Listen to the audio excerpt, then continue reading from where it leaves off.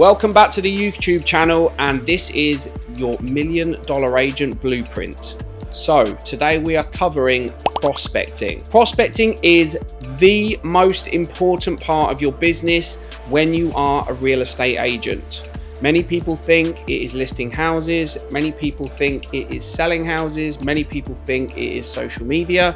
But the reality is prospecting is the lifeline. It's the heartbeat of your business. And as a real estate agent, you are running your own business. Make no bones about it, whether you're under an employed model in the UAE or whether you are self-employed in the UK or the USA or somewhere like this, you are running your own business. Anyone who's worth his salt will be on commission only. And that means that you are getting paid on your results. You are not getting paid on your time. So how do we make sure that you're getting paid? How do we make sure that you are consistently listing properties, finding the buyers, and getting multiple property deals done all day, every day, month in, month out? Well, that comes from your prospecting. So I'm going to break it down into a few main areas of prospecting. And the first is going to be the kind of colder area of prospecting. So this is where you are a new starter, or you need fresh leads. You're starting from the very start and you need some properties to sell. So you will either be calling a database full of potential homeowners or people who have previously registered with your company, and you will also be door knocking. So as we've covered before, door knocking is an absolute essential, and we're going to work out a strategy where you can actually make sure that you're making the right phone calls, you're knocking enough doors, and you're utilizing your skills to create multiple opportunities and the numbers that you need to create in order for that to convert. So we'll start with the telephone prospecting cold. These will be people that will be registered on a database or call sheet, and you have to call them and effectively try and convince them to give you a chance to sell their home. The first thing is you need to structure. We've mentioned structure before, but you need to structure your prospecting. So when you get up in the morning and you have potentially gone to the gym and you've done all the things that we spoke about in the previous video, then you need to map out 2 hours a day for prospecting. So what you're going to do is you're going to have who or where you're going to be calling mapped out in those 2 hours, no distractions, no social media, no conversations with the person on the desk next to you or in the cafe. This is 2 hours of concentrated phone out. Even if you get the result, you write down the result on the pad next to you and you move on to the next call. You don't get one market appraisal booked in and then finish and start patting yourself on the back, and then lo and behold tomorrow the appointment cancels and you're back to zero. You need to make sure that you are flooded with appointments. So you need to be making these calls relentlessly for 2 hours. They're going to be a mixture of cold calls, which are going to be maybe fresh off a database, and then there's going to be a follow-up system, which we're going to get into just after. As you start the phone calls, what you're going to be doing is effectively having a very informal chat with somebody in order to, first of all, make them feel very relaxed. Priority number one is that you get the barriers down. Once the barriers are down with people, they're going to have a chat with you. People are much more likely to do business with someone that they're friendly with than somebody who's just potentially doing a heavy sales call. So for me, the conversation would go something like this. Hello, is that Mr. Smith? Yeah, thanks for taking the call. I'm so sorry to disturb you. We actually had you registered on our database about a year ago as looking to buy some property out here in the UAE. Now, I was just wondering whether to remove you off the database if you're not looking anymore, or potentially, if you are looking, I can help you with that search. So you're probably wondering, why did I go in asking them if they are looking to buy a property? Well, the reality is that if you're asking to help somebody and you want to help them with their search, that is a much better way to go into a conversation than if you are asking somebody, can I sell your house? Because you're offering them a service, you're offering them something that could be of use to them. Then they'll say, oh, actually, no, we're not looking anymore. We bought a property. Oh, no problem. Well, I'll make sure that you're not registered as looking for property anymore with us. But just before I let you go, Mr. Smith, I can see that you have a beautiful villa out in Damac Hills 2, which is valued at around 6 million AED. And I know that looking at the sort of prices and the data within the last couple of years, the property prices have obviously increased a little bit. But what I can tell you is that what my job is here is I'm a senior sales consultant or head of sales for the Damac Hills 2 area. And I specialize in getting people just like yourself the highest possible price in the market in order to help them achieve what they need to potentially get their house sold. Is that something you'd be open to discussing if I could get you that kind of price in the market? So what I'm doing here is I'm effectively front loading, I'm preloading the questions. So rather than saying, can I sell your house? If I could get you this, would you sell it? Blah, blah, blah. These are all dead ends. You're leading yourself down different dead ends, closed questioning, and it's really not going to lead anywhere until you have some value and some weight behind it. So what did I use for the weight there? The first thing is I offered them a service. I said, right, so I'm nice, I'm friendly. You probably sense the tone of my voice. And I was effectively allowing them to be relaxed in the conversation, explaining I was just cleaning up the database, explaining that I was looking to help them with a property search. And of course, they may well have been looking and I could have helped them. But the second part was that I got to the juicy bit. I got to the business. Right, so then I front loaded it with value.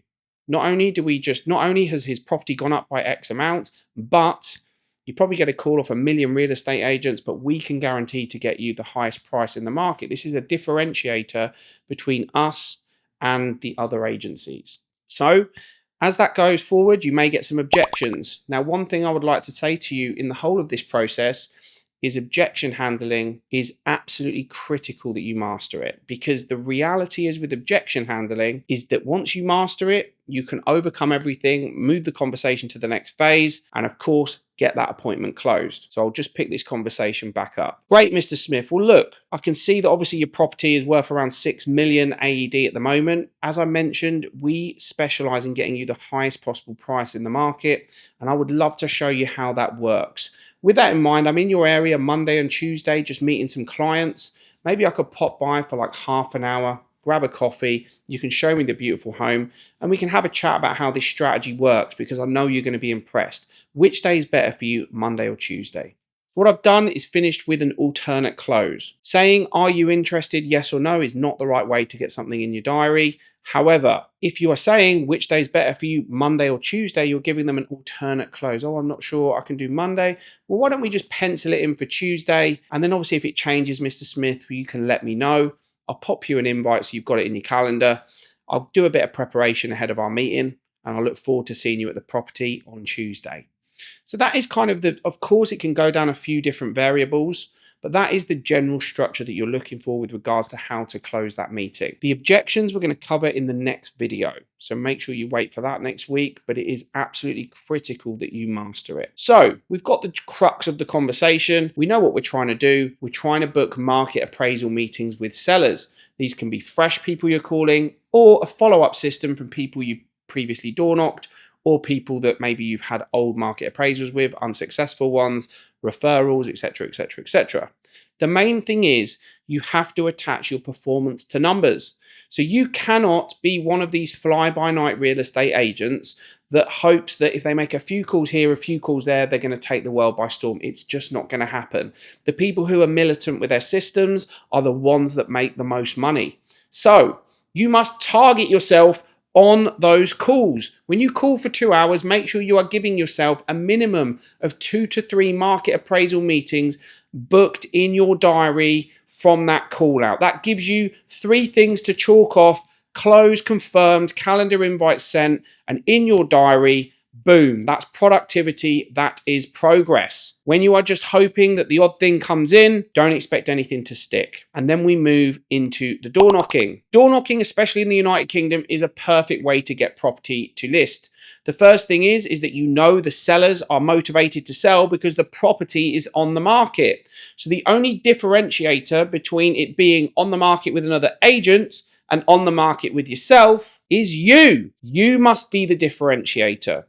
But going in with exactly the same angle, the same tactics, trying to undercut a fee, trying to offer things for free in order to potentially nick the business, that will not work very often. The reason people change their direction and their dynamic is if they see overwhelming value and benefit into doing whatever that product or service is ahead of what they're currently doing. I.e., if there is an agent that hasn't had a viewing in 3 or 4 weeks, the agent doesn't pick up the phone and they keep asking for price reductions, all the crap that usually comes with real estate in the UK or even in Dubai, well, that is your angle to add some more value. But if you walk in and they say, well, what are you going to do differently? And you ain't got the answers, then you're in a bit of trouble, aren't you?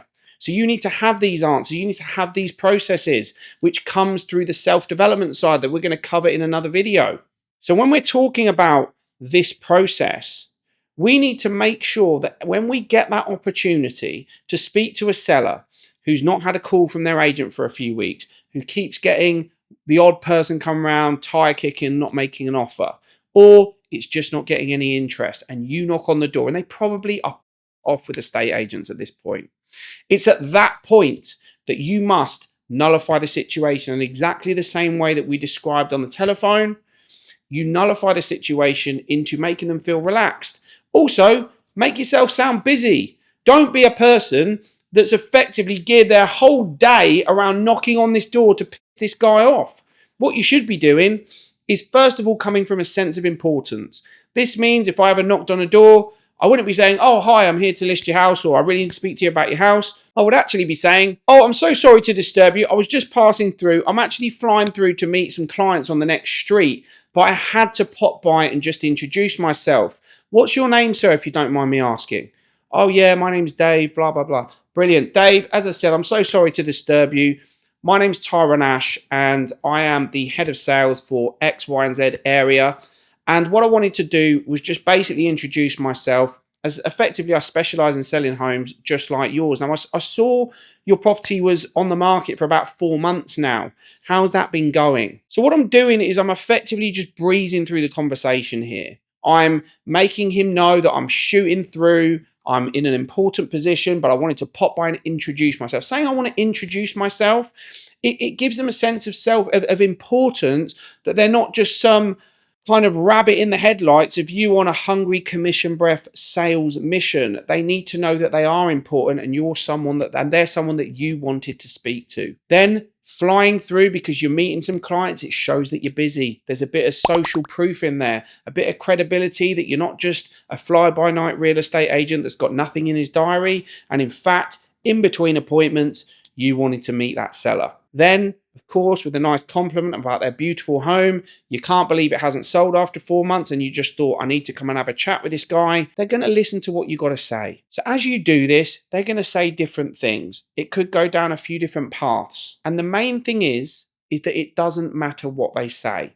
So whether they say, I love my agent, we play golf every Sunday, and he's the godfather to my child, the reality is that he hasn't sold his house. So every single thing that comes up after that point as some form of an objection is just purely a smokescreen behind actually the real conversation. A lot of people have a lot of pride. No one wants to actually accept that they instructed the wrong agent, they brought the wrong person in to sell their home. No one really wants to admit that.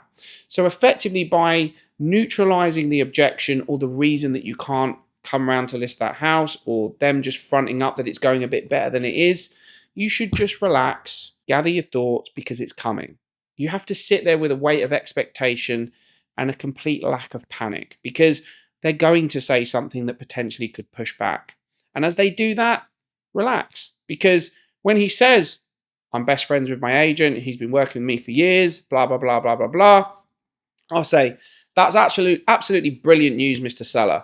Funny enough, it's great having friends in the industry who are going to look after you. What did come to mind though, so what I've done here, by the way, is I've isolated and neutralized the objection. That is simply acknowledging it, saying it's great, repeating it back to them, maybe some little anecdote of why you understand it, and then straight back into your pitch. Which is, however, the reason I was actually popping by to introduce myself is because a property like yours should not be sitting on the market for 4 months. Now, what I'd like to do, I'm not trying to disrupt your relationship with your friend that you play golf with every Sunday. However, I am an expert at what I do.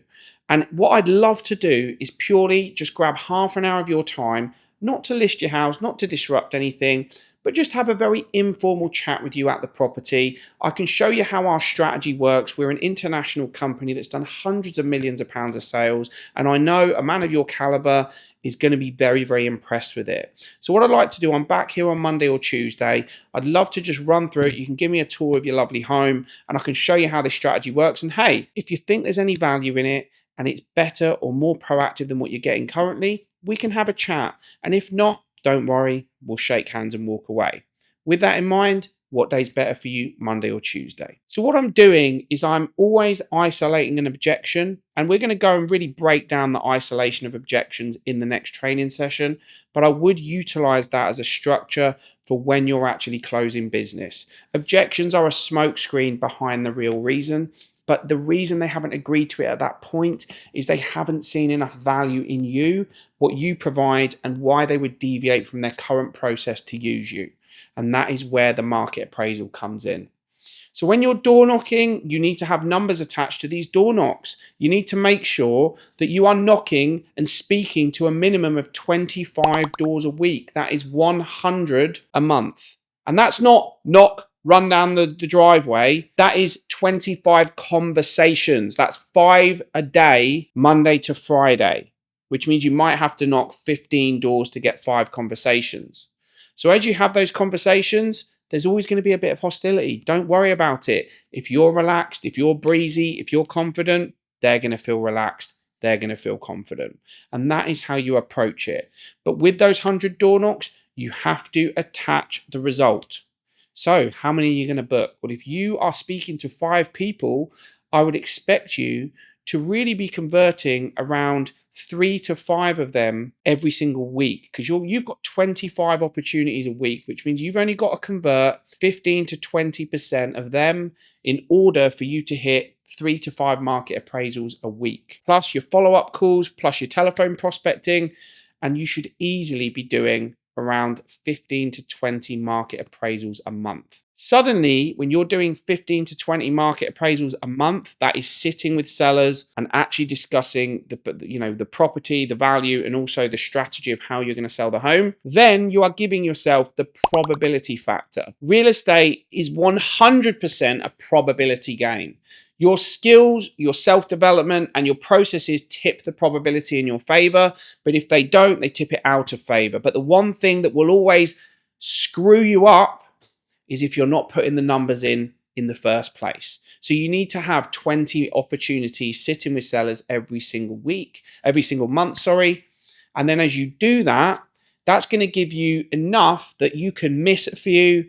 You can have some that are maybe tied in long contracts, some that you just didn't gel with or wasn't quite right, or not try to knock you on your fee too much.